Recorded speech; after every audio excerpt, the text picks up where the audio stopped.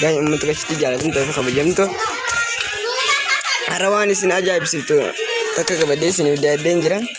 Wanti kittiin maal yaayyotan akka karaa salphaa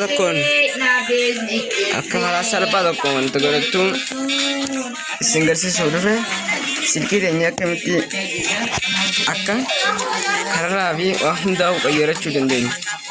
Akka kararraa itti qayyarachuu dandeenyu waan hundaa'u qabadee isin daadee jira.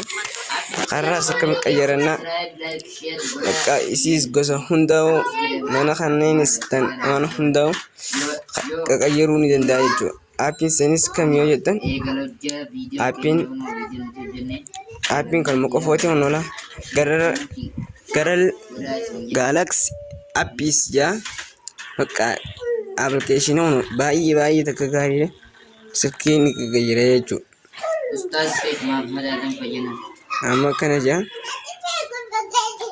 akkana stop jee na gaafata isin agarsiisu akkana silkii teessan walitti qabdanii gaa walitti qabdan zammees jechuudhaan tuutanii salphaa tokkoon isinii fidaa jechuudha. Jalaa kanarratti godhaan itti isinii fufaa jechuudha. Achumaan laal itti fufee kana feetanis hundaa jira waan adda waan amma kanarra godhee isin agarsiisu jechuudha.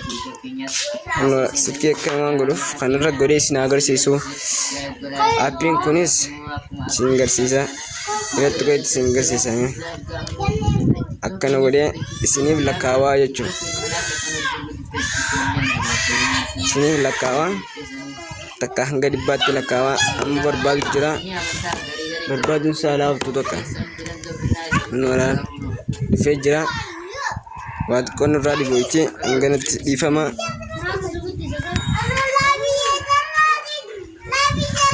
kunoo amma dhufee jira jechuudha.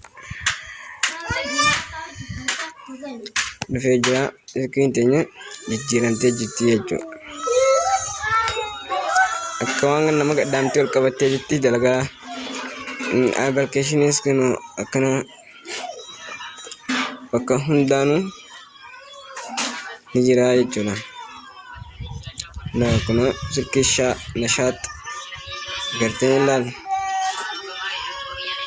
Warra ammoo chaanala keenyaaf haaraa taatan subscribe godhuun dagatina. Takka isaanii tuubee jira takka immoo alfalaa gootanis ni hirkattan isaanii kaasin gootanis ni hirkattan achumaanuu waan hanga xumuraan wajjin teessaniif galatoomaa isin jechuu barbaanne. Aappiin aappii addaati hafeetan irra buufachuu dandeessanii sirba tokko yoon isin hafeeru irra isinii geejjiba jechuudha.